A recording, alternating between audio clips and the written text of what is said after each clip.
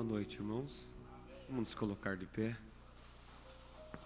Graças a Deus por mais essa oportunidade de estarmos aqui e podermos realmente desejar que Ele toque em nós, né? E o mais importante é sabermos que Ele está mais interessado em nos tocar do que nós em ser tocado, né? Então, quando nós reconhecemos que Deus realmente deseja tocar em nossas vidas, mudar as coisas, nós se achegamos a Deus com mais confiança e as coisas realmente acontecem. Porque Deus sempre está pronto. Deus sempre está pronto. O homem é que, às vezes, atrapalha, né, o plano de Deus. Que Deus os abençoe. Eu convido aos irmãos a abrir vossas Bíblias em São João, capítulo 15, do versículo 1 ao versículo 7. São João, capítulo 15, versículo 1 ao versículo 7. Vamos ter uma breve meditação e depois estaremos orando. Saudamos também a todos os irmãos que através da internet estão acompanhando.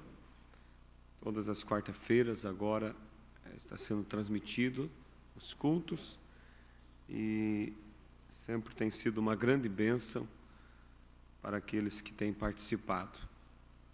Então vamos ler São João capítulo 15, versículo 1 ao 7. Eu sou a videira verdadeira e meu Pai é o lavrador. Toda vara em mim que não dá fruto, atira e limpa toda aquela que dá fruto, para que dê mais fruto. Vós já estáis limpos pela palavra que vos tenho falado. Está em mim e eu em vós. Como a vara de si mesma não pode dar fruto, se não estiver na videira, assim também vós, se não estiverdes em mim. Eu sou a videira, vós as varas. Quem está em mim e eu nele, esse dá muito fruto, porque sem mim nada podeis fazer. Se alguém não estiver em mim, será lançado fora, como a vara, e secará, e os colhem e lançam no fogo e ardem. Se vós estiverdes em mim, e as minhas palavras estiverdes em vós, pedireis tudo o que quiserdes, e vos será feito. Senhor nosso Deus, toma esta palavra agora e vivifica, Pai, em nossos corações, de maneira, Senhor, que nós possa sermos abençoados. Não viemos aqui, Pai, para somente ocupar o tempo, porque de repente não tínhamos onde ir, mas escolhemos esta opção como a mais importante, Pai. Certamente teríamos outras coisas a fazer, mas nada mais importante do que estar em Tua casa. E pedimos que o Senhor venha de encontro com cada um e com cada necessidade. E aqueles que estão em casa, ó Deus, em diversas partes desse país e fora da nossa nação também, estão conectados. Eles também tinham outras coisas que poderiam estar fazendo ou assistindo, mas eles tiveram como mais importante dedicar este tempo, Pai, para ouvir a Tua palavra. E quero pedir que o Senhor os abençoe onde estiver e que o Senhor me tome agora, Pai, para benefício de cada um, e que nós possamos, ó Deus, através do Teu sangue, nos tornar dignos de ser o porta-voz do Senhor. Em nome de Jesus Cristo lhe pedimos. Guarde o pastor Febrônio onde está, guarde cada pastor, cada irmão que está viajando, livra de todos os perigos e nos abençoe, Pai. Em nome de Jesus Cristo lhe pedimos. Amém. Podeis assentar, irmãos? Eu quero falar em alguns poucos minutos com os irmãos sobre um tema intitulado Reconhecendo a nossa missão, a nossa responsabilidade, a missão pela qual fomos enviados à terra. E muitas vezes a gente se envolve com coisas boas, coisas importantes, coisas necessárias, e corremos tanto e trabalhamos tanto e achamos que viemos ao mundo para uma determinada razão e acabamos não percebendo a principal missão, a principal razão pela qual estamos aqui e o que é que Deus realmente espera de nós, de nossas vidas, o que realmente Ele espera ver sendo manifestado em nossos corações, né? Então, nós somente podemos alcançar algo pelo qual nós lutamos. E nada se conquista sem luta, sem esforço. As coisas, elas não caem como milagres diante de nós. Deus faz milagre naquilo que nós não podemos fazer. Agora, tem coisas que mesmo que nós queira um milagre, Deus não faz. Porque Ele espera que nós conquiste aquilo, para que nós possa valorizar aquilo. É claro que Ele está pronto, mesmo jogando para nós e nos cobrando para que nós nos esforce para conquistar, Ele sabe que nós não vamos dar conta. Ele então se compromete em nos ajudar. Por exemplo, o caráter. O profeta diz que caráter não é dom, caráter é conquista. Então de nada adianta orarmos e dizer: Senhor, me dá caráter. Deus vai nos ajudar a conquistar então esse caráter. Mas Ele não vai nos dar como se dá um dom. Porque o dom, a pessoa até pode nascer com aquele dom. Ou pode receber o dom depois de já ter nascido, de ser um homem, e ele começa a pedir por algo e Deus dá. Há muitos dons. Mas o caráter não. Deus quer que nós conquistemos o caráter. Por si só, nós não damos conta. Ele nos ajuda a conquistar, mas nós devemos lutar por isso. Então, só vamos poder alcançar algo pelo qual nós lutamos. E só lutamos por algo que nós temos meta. Você não vai lutar por algo que você não tem por meta.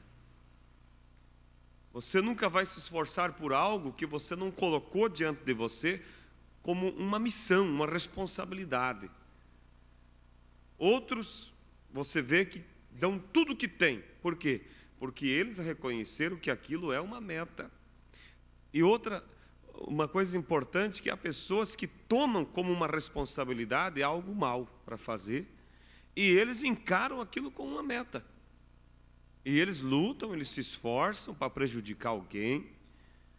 Por quê? Eu ouvi um advogado falando, ele disse: tem pessoas que mesmo que você coloque diante dela um termo de lei para ela obedecer, ela não obedece. Porque ela assumiu aquela missão de perturbar como uma meta. Aquilo está dentro da pessoa.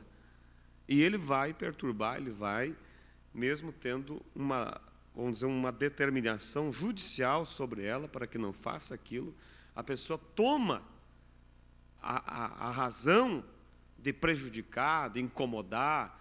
Aquilo é algo que está nela, é uma meta, ela vai lutar por aquilo enquanto viver. Agora, se as pessoas tomam para o mal, por que não podemos nós realmente tomar aquilo que é bom, colocar diante de nós como uma meta, dizer: isso aqui eu vou conquistar, custa o que custar. Há pessoas que estabelecem metas naturais para se cumprir, e eles lutam e vão em frente e conseguem. Vamos dar um exemplo. Todos conhecem a história do nosso ex-presidente. Quem era ele? vendia laranjas na rua, era um engraxatezinho, pobre, favelado. Mas um dia ele colocou uma meta: ser presidente. Qualquer um que olhasse e falasse para ele, na época, chamaria ele de louco, diria: você nunca vai chegar lá. Chegou. Tudo que você põe como meta, se você lutar por aquilo, você é capaz de conquistar, tanto bem como mal. Diz a história que Abraham Lincoln, uma certa vez ele passou num lugar, estavam vendendo escravos. Na época da escravatura nos Estados Unidos, se vendia escravo como se vende animais. Você sabe que os fazendeiros, eles vão na fazenda vizinha e compram um touro de uma raça para cruzar com a raça que ele tem, para tirar uma raça melhor. E Abraham Lincoln passou e viu uma cena que chocou muito ele. Ele viu 2 fazendeiros negociando. Um deles estava vendendo um negro, um homem negro robusto, muito forte, vendendo para o outro fazendeiro, porque o outro fazendeiro queria tirar semente, vamos dizer, daquele homem forte, para que ele tivesse escravos fortes. Enquanto eles faziam o negócio ali, a esposa e as crianças daquele homem de cor choravam, vendo o pai sendo vendido, vendo o esposo sendo vendido, sendo tirado deles como se tira um animal. Abraham Lincoln era quem? Um homem pobre, iletrado, analfabeto, um nada. Mas diz a história que ele olhou para aquela cena e disse: isso está errado, e um dia eu mudarei isso. É algo que nos emociona, né? Isso está errado, disse ele, e um dia eu mudarei isso. Sabe o que ele disse mais? Alguém lembra? Nem que custe minha vida. Custou a vida dele, mas ele mudou a história dos Estados Unidos. Ele libertou os escravos. Ele se candidatou, creio que foi 18 vezes, não foi, pastor? 18 vezes. Perdia, vamos dizer, de feio. Não conseguia praticamente nada de voto. Mas na próxima eleição ele estava lutando. Até que ele se tornou o presidente dos Estados Unidos e cumpriu a meta que ele disse que ia cumprir. Libertou os escravos. Então, veja vocês, irmãos, o poder que há dentro de nós. Mas é necessário nós reconhecermos que nunca vamos conquistar algo que nós não tenha por meta. Tem que ter uma meta. E quando nós reconhecemos a nossa missão como filhos e filhas de Deus, nós estabelecemos esta missão como meta. E aí nós vencemos. Aí nós vencemos aquela natureza pecaminosa, aí nós vencemos aquelas coisas do mundo, aí nós vencemos a preguiça de orar, a preguiça de jejuar, a preguiça de ler a Bíblia. Quando a igreja reconhece a missão dela, a meta dela, que para ter poder tem que orar, muita oração, muita bênção, as pessoas vencem os obstáculos da canseira no final de uma quarta-feira e vêm à igreja para orar. Mas enquanto não reconhecer que esta é a sua missão, e que somente vai alcançar esse objetivo se pôr isso como uma meta e lutar, nunca vai pisar na igreja. Pode o pastor dizer, pode falar, é como pregou o pastor Edgar aqui: almas encarceradas ouvem e saem e continuam da mesma forma. Eles não estabelecem aquilo como uma meta. Você já teve a oportunidade de falar com uma criança para fazer alguma coisa, mandar fazer uma tarefa, e depois você vai cobrar, e eles nem têm noção do que você falou. Eles não lembram, realmente, eles não sabem o que você falou. Porque enquanto você falava, eles não assumiram a responsabilidade de prestar atenção, ouvir e tomar aquilo como uma missão a se fazer. Por isso se esquece facilmente. Mas quando você toma algo como uma missão, irmão, você nunca vai esquecer. É 2 e 3, aquilo estala diante de você, você diz: eu tenho que fazer isso. Eu tenho que fazer aquilo. Mas se não tem isso, irmãos, Deus te convida, Deus te chama para orar por alguém, te acorda de madrugada, desperta por alguém. Você só sente aquela chamada, vira, dorme e esquece. Mas quando você sente que Deus te convidou para algo, e você diz, Deus me avisou para fazer tal coisa, você toma aquilo como uma missão, uma responsabilidade. Você não sossega enquanto não fizer. Então, irmãos, só podemos alcançar algo pelo qual lutamos. E só podemos lutar por algo que temos como meta. E mais, os nossos olhos só são colocados em algo que está primeiro em nosso coração. Se não está aqui, nossos olhos não serão colocados naquilo.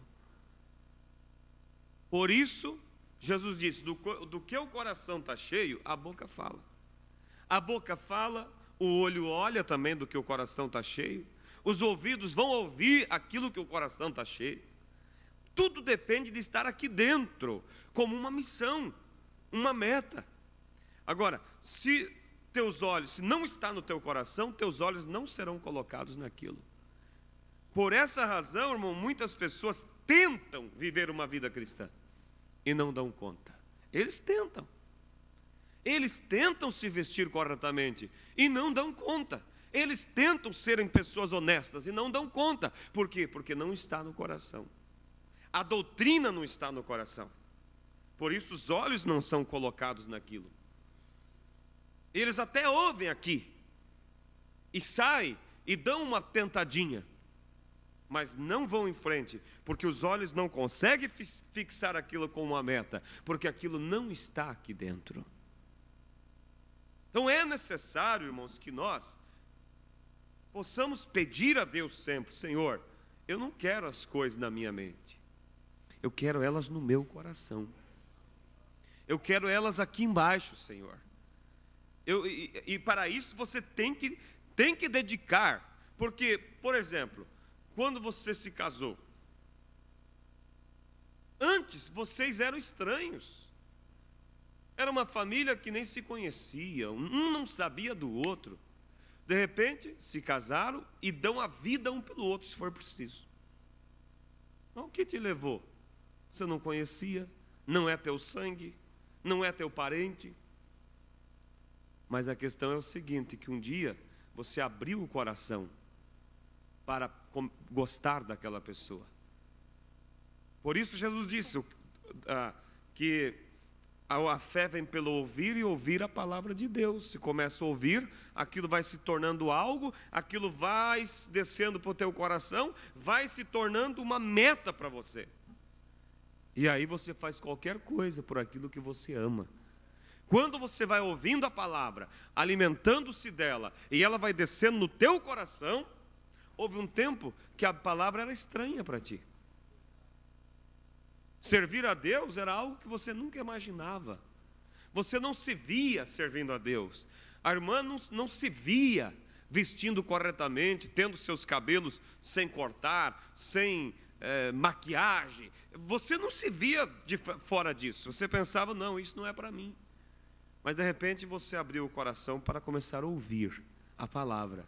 E aquilo foi descendo. E quando desceu aqui embaixo, teus olhos então passaram a olhar aquilo como uma missão para você, como uma responsabilidade para você. Então, irmãos, a razão das pessoas não conseguirem seguir a doutrina como se deve seguir é porque não está no coração. E o diabo, sabendo que tem que estar no coração para que seus olhos sejam colocados naquilo, o que ele faz? Ele tenta desfocar os olhos das pessoas. Satanás, sabendo que para alcançarmos algo, primeiro tem que estar em nosso coração, então, e para que isso se torne uma meta, o que ele faz? Ele procura desfocar a tua visão para que você não veja o alvo. Ele procura atrapalhar a tua visão.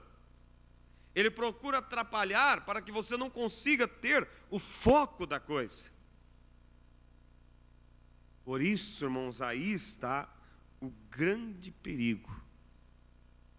Muitas pessoas não conseguem ter noção do perigo de uma doutrina errada. Eles acham que, tanto faz. O que disse Paulo para Timóteo? Cuida-te de ti mesmo e da doutrina. Cuida-te de ti mesmo e da doutrina. Então, uma doutrina, por mínima coisa torcida que ela seja, ela desfoca a tua visão. E você não consegue ter o alvo correto. E o diabo faz que então que tuas metas sejam desviadas do objetivo. E as pessoas substituem algo que é realmente necessário, como por exemplo o batismo do Espírito Santo, que é o sinal, e sem ele não chegaremos lá. Muitos substituem isso por conhecimento, por intelectualidade. Olha o perigo, irmãos. Porque lembra do que eu disse, você nunca vai lutar por algo que você não tem como meta. E você nunca terá como meta algo que não está no teu coração. E se o diabo, sabendo disso, ele desfoca a visão das pessoas para que elas vejam algo que não é. E quando ele vê algo que não é, então ele torna aquilo que não é uma meta. E as pessoas lutam, brigam, fazem qualquer coisa por algo que não lhes trará resultado nenhum. E muitas vezes levam igrejas a se dividir, famílias a se dividir, e o diabo, o profeta disse, se ele conseguir fazer com que vocês lutem entre si, ele não precisa se mexer, ele não precisa se esforçar. Irmão Branda diz, ele somente senta e assiste a derrota. Então, é necessário, irmãos, saber, eu vi de uma outra vez que o pastor Edgar teve aqui no Brasil, uma expressão dele que eu achei muito boa. Ele disse assim, porque tem pessoas que dizem assim, mas não há problema, é um pouquinho diferente só do que cremos, não há problema. Ele diz, não havia problema antes de vir a total revelação da palavra. Porque lá, antes da revelação completa, nossos irmãos estavam lá na denominação, estavam lá na assembleia, estavam lá em qualquer uma outra, tendo coisas erradas, batismo errado, e mesmo assim eram salvos. Por quê? Porque a total revelação não tinha chegado. Mas quando Deus trouxe toda a revelação através do profeta, o que aconteceu? Voltou ao original como era no Éden, a plena palavra. E lá no Éden, a plena palavra, quando ela foi tirada 1 milímetro de lugar, desequilibrou toda a humanidade. Então hoje, quando a palavra total que Deus enviou através de um mensageiro, quando ela está em nossas vidas, a totalidade da palavra, e alguém tira um pequeno milímetro fora do que disse o profeta, põe sua ideia, ou diz assim, irmão Brana falou desta maneira, mas temos que pegar a entrelinha do que ele quis dizer, e tira 1 milímetro fora, acontece exatamente o que aconteceu com Eva, desequilibra todas as coisas, desfoca a visão da noiva, atrapalha o arrebatamento das pessoas, e as pessoas lutam por algo que não é o objetivo. Então, é necessário nós tomarmos cuidado, porque nossos olhos somente estarão em algo que nosso coração primeiro tem aqui dentro. E nós somente lutaremos por algo que torna-se meta para nós. E a meta, para se tornar uma meta, ela tem que estar aqui dentro. E o diabo sabe disso. Por isso ele tenta distorcer a visão das pessoas, desfocar, torcer as coisas, para que as pessoas tenham um foco errado, uma meta errada, e as coisas aconteçam como aconteceu lá no Éden. Então, é necessário, irmão, nós ter esse cuidado.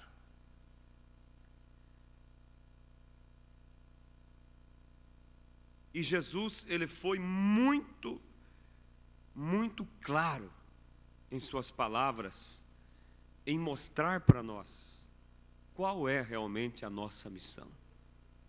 Jesus não falou meias palavras, nunca.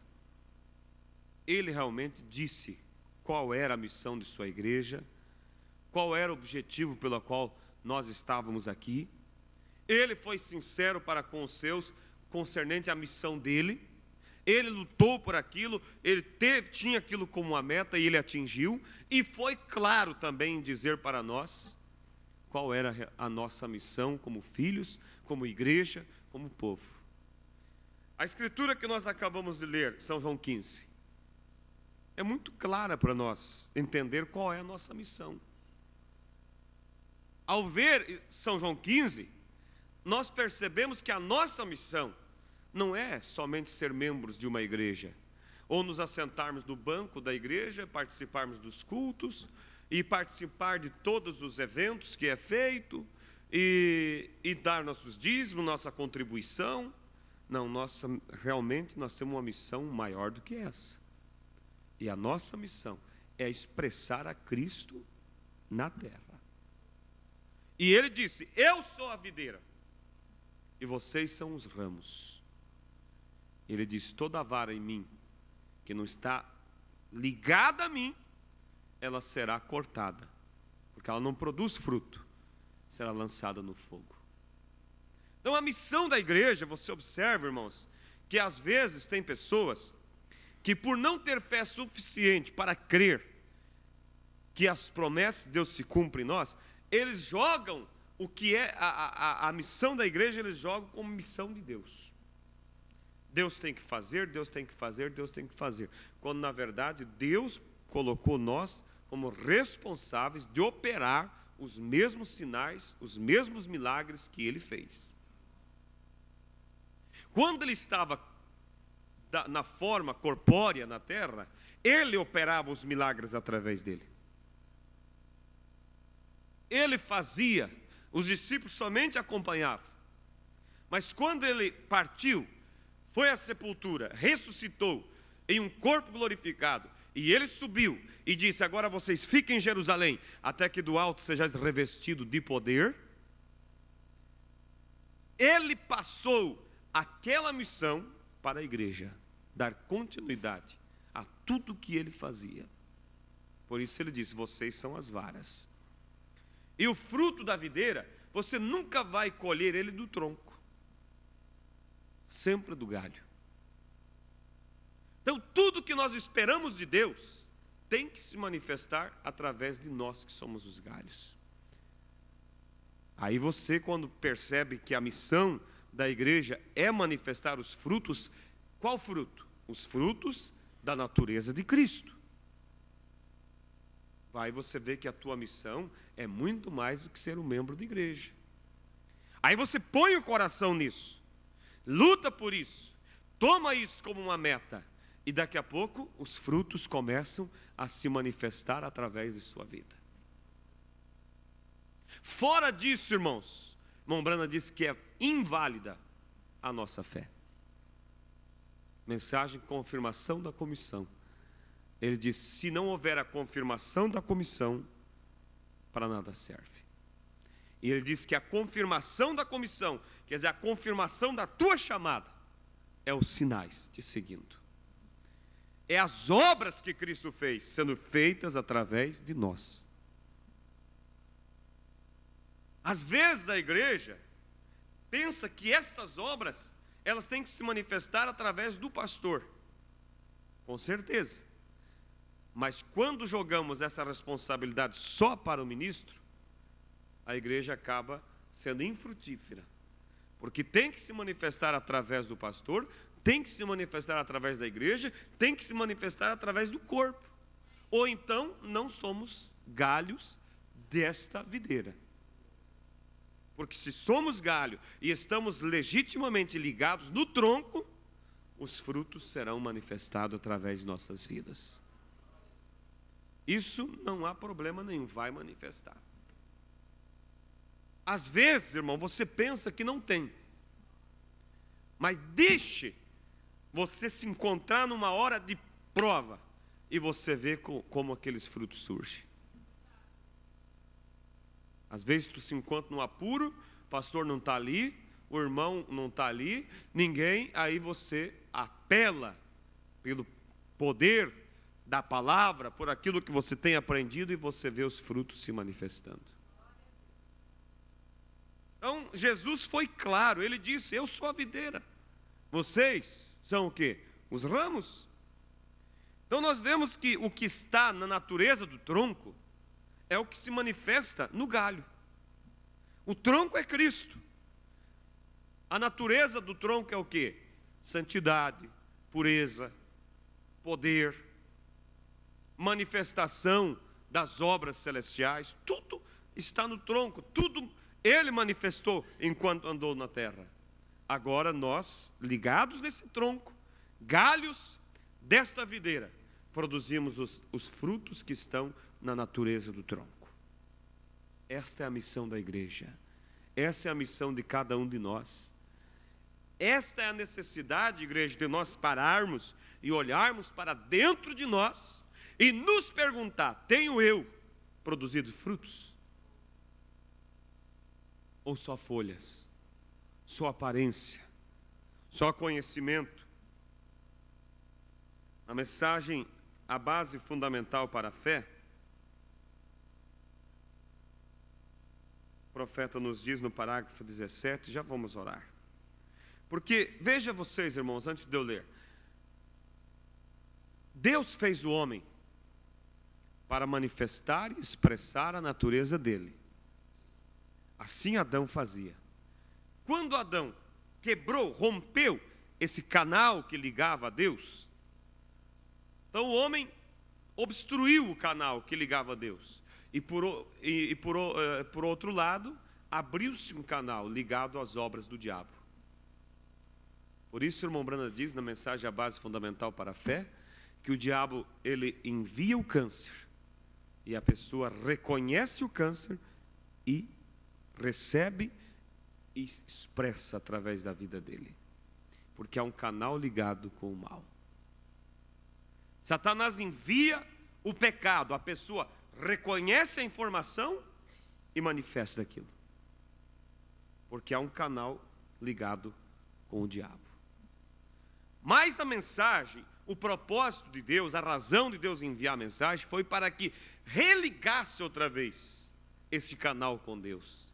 E a partir do momento que esse canal é ligado outra vez, então as informações começam a vir, não mais de um reino caído, mas do reino celeste. E aí passa você a expressar os frutos que realmente estão na natureza de Cristo. Você vê que maravilhosa é a missão que Deus nos deu? Mas é necessário, igreja, que nós pare, analise, reconheça a nossa missão e põe isso como meta. E diga: eu quero todo o canal que liga a Deus totalmente livre. Eu não quero nenhum cisco para atrapalhar. Eu não quero nenhuma mágoa contra alguém. Eu não quero ressentimento contra alguém. Eu não quero nada a não ser o divino Espírito Santo, o amor divino dentro de mim. Porque o amor divino dentro desse canal, ele é um lubrificante que faz com que as informações venham mais livremente a nós. Parágrafo 17 da mensagem, a base fundamental para a fé. Agora, Deus, quando Ele fez o homem no princípio, Ele o fez superior a qualquer coisa na terra. Olha a missão nossa. Ele lhe deu jurisdição sobre tudo na terra, para controlar tudo. Ele controlava a vida animal, ele controlava a vida das aves domésticas, os peixes do mar, ele controlava os ventos, ele controlava a vida das plantas, ele controlava tudo. O homem foi feito um Deus secundário na terra. A ele foi dado o poder de controlar todas as coisas, todos os elementos da terra. Adão era assim. A Adão foram dados estes grandes poderes. Mas então falhou em si mesmo no poder que lhe foi dado. E Adão podia falar com o vento e o vento pararia. Ele podia falar com as árvores e elas lhe obedeceriam. Ele poderia falar com a vida selvagem e ela lhe obedeceria. Ele poderia falar com as águas, seja o que fosse. Tudo obedecia a Adão. Agora, este foi o princípio do homem. Foi sobre isso que Deus lhe deu poder. Tudo na terra. Agora, ainda que com a queda ele tenha perdido aquele poder, e então ele se tornou inconsciente, é o que eu estava dizendo, perdeu a consciência da missão pela qual ele veio, por causa da queda, rompeu esse canal de ligação a Deus. Ele se tornou inconsciente do fato, depois de perder seu relacionamento e amizade, companheirismo com o Pai. Então ele perdeu aquilo, então todos os seus grandes canais foram obstruídos e ele não poderia continuar. Parágrafo 31 agora. E agora, se nós pudéssemos nos entregar completamente a Deus e à sua vontade, e nós livrássemos de nossos próprios pensamentos, primeiro o profeta disse que, perdendo o relacionamento com Deus, obstruiu o canal, as informações pararam de vir e o homem ficou inconsciente da missão pela qual ele estava. Agora o profeta diz como podemos voltar a exercer e a expressar a natureza de Cristo outra vez. Ele diz, se nós pudéssemos nos entregar completamente a Deus e a sua vontade, e nós livrássemos de nossos próprios pensamentos e simplesmente deixássemos a mente de Cristo estar em nós, aquelas mesmas operações do Espírito trabalhariam através de nós. Amém? Você pode repetir comigo?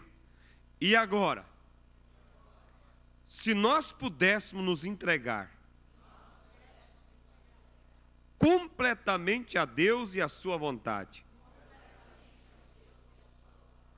e nos livrássemos de nossos próprios pensamentos, e simplesmente deixássemos a mente de Cristo estar em nós,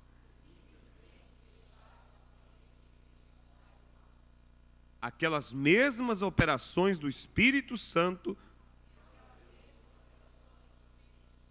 trabalhariam através de nós.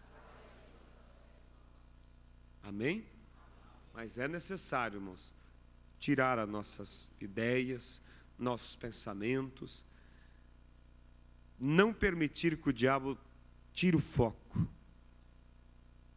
do verdadeiro objetivo.